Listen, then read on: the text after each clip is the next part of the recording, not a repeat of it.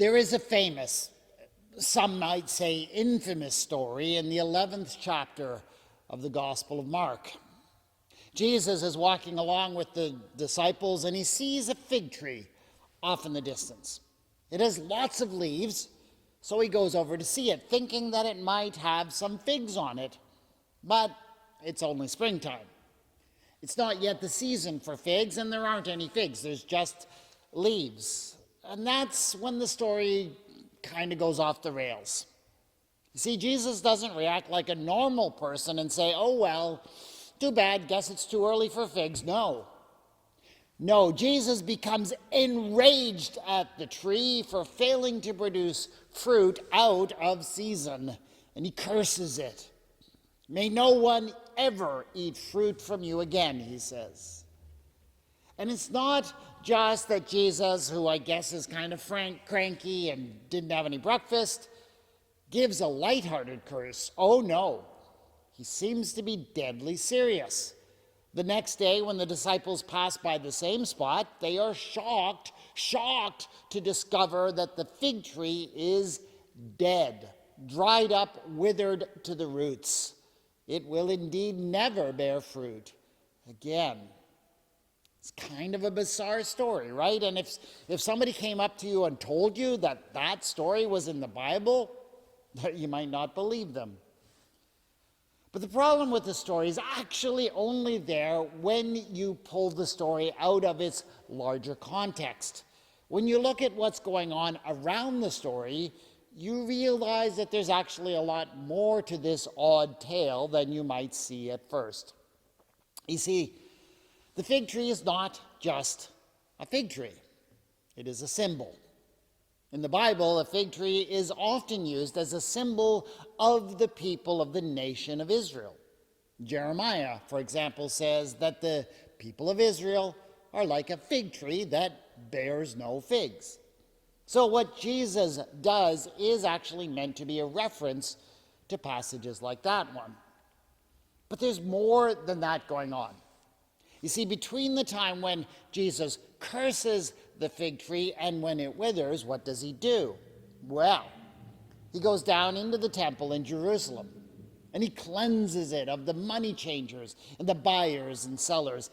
Basically, he shuts the place down, which suggests that this unfruitful tree is actually symbolic of the unfruitfulness of the temple, the central institution of Judean society. It's symbolic of the temple's failure to care for the needs of the people. Now, a few days after all of that happened, we're told that Jesus was just sitting around shooting the breeze with his disciples on the Mount of Olives. And he started to talk about things that would happen in the future. And a lot of what he was saying was disturbing and frightening. He spoke about the temple being destroyed and horrible events like the sun going dark and stars falling out of the sky. I don't think he meant to lay out a whole roadmap of everything that's supposed to happen and when, so much as he was just warning them that, yeah, there were troublesome times ahead. And then Jesus said something that I find really interesting because it seems to be a callback to the fig tree incident that took place a few days before. From the fig tree, learn its lesson, he says. As soon as its branch becomes tender and puts forth its leaves, you know that summer is near. So also when you see these things taking place, you should know that he is near, at the very gates. Now let me ask you, would you say that if you had done what Jesus did? I mean, it could be an embarrassing reminder, right? Oh, guys, you remember the other day when I made that stupid mistake? I thought that because a fig tree had leaves on it that it must be summer or that it must be autumn and that it would have some fruit on it, but I was wrong because the leaves only meant that summer was coming. Boy, that was dumb. Don't do that, eh? Basically, that's what Jesus seems to be saying. Remember that stupid mistake I made.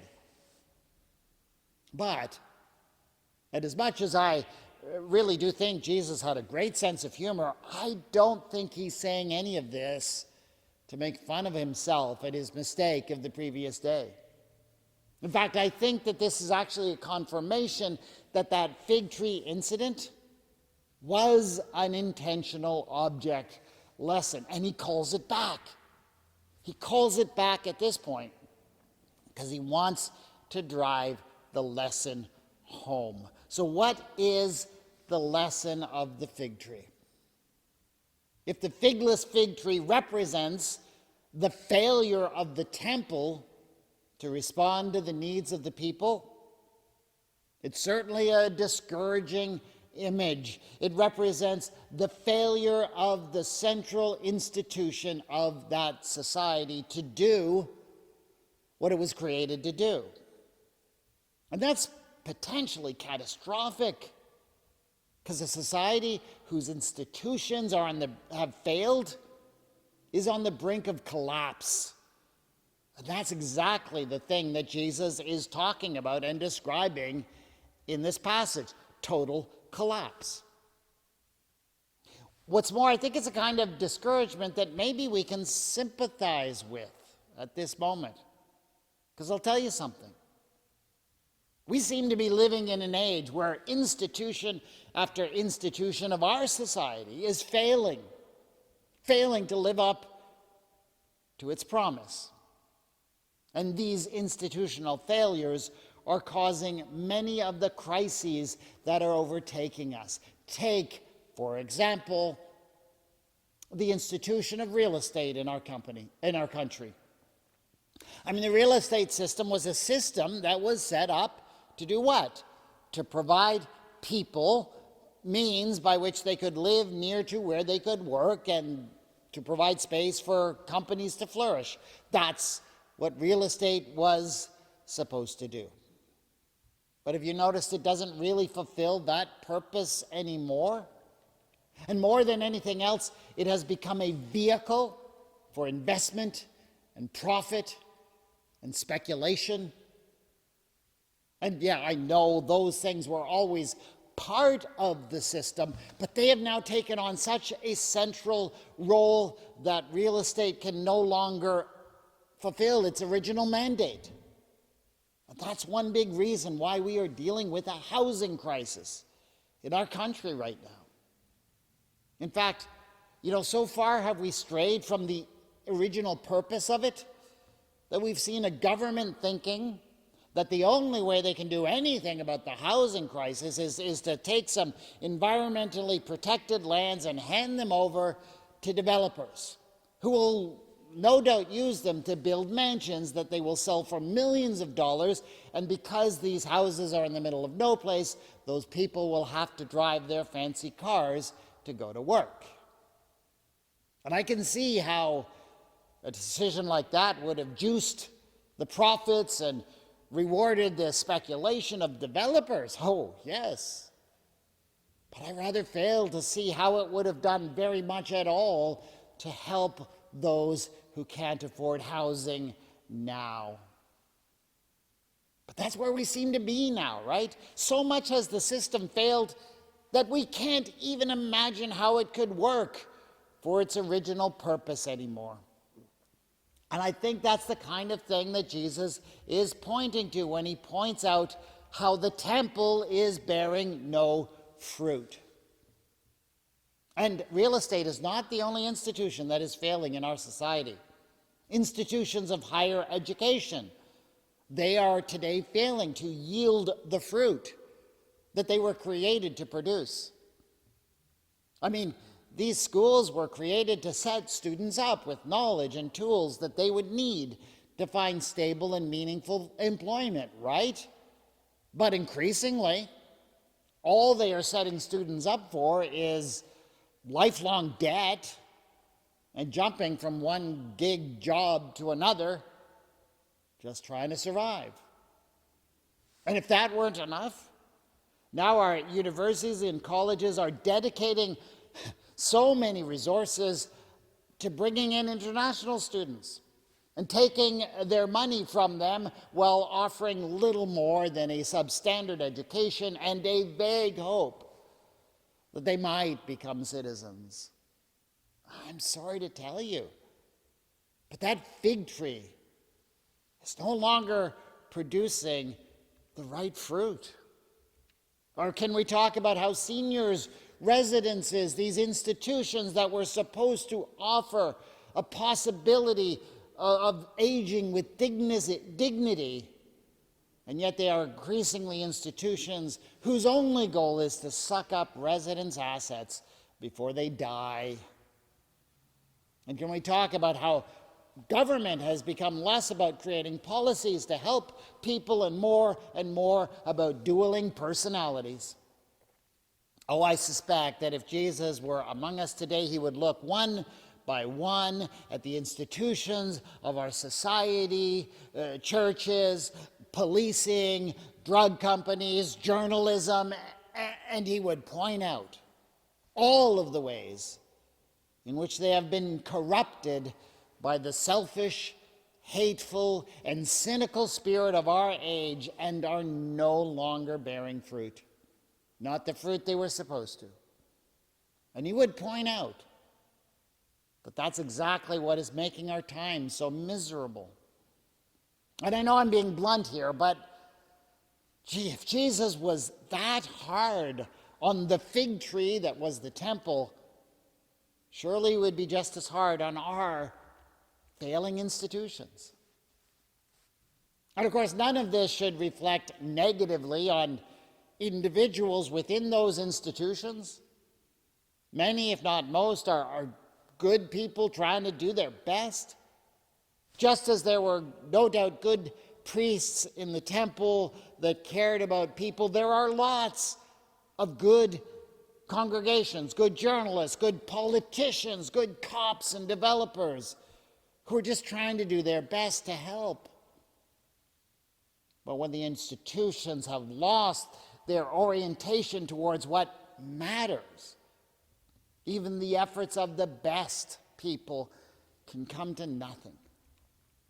And I know all of this might sound a bit discouraging, but the fact of the matter is we seem to be living in discouraging times right now. But stick with me, because actually this verse in the Gospel of Mark is not a discouraging verse. See, when Jesus reminds the disciples of the lesson of the fig tree, of the tree producing lots of leaves and no fruit, he's actually being encouraging. He's saying that yes, the institutions of our society are collapsing because they are not producing their intended fruit, but there's still hope. The leaves are a sign, not a sign of fruit. Jesus doesn't want us to make that same mistake he did, but at least they are a sign of the coming summer. And so when Jesus says, when you see these things take place, when you see institutions failing, you know that he is near, at the very gates. What does that mean?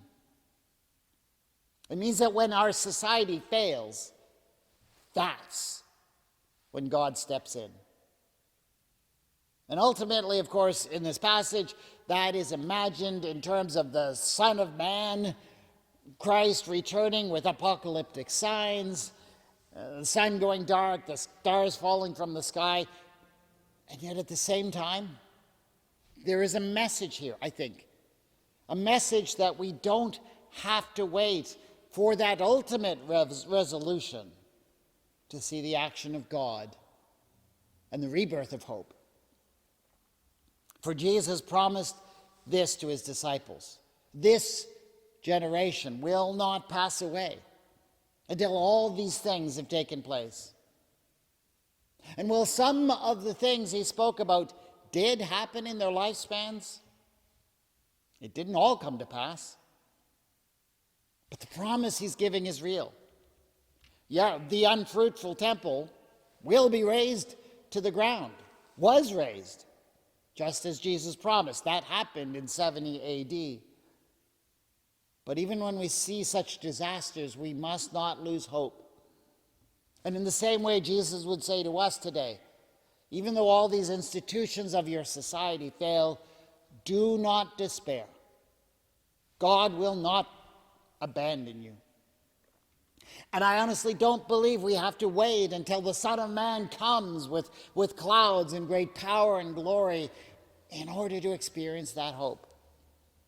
God is already at work to create hope in our society, even as traditional institutions fail. I see that at work in this community. I see it in a project at the Legion as they go ahead and just build some affordable housing. I see it in new efforts being put forth in this city to prevent people from being unjustly evicted.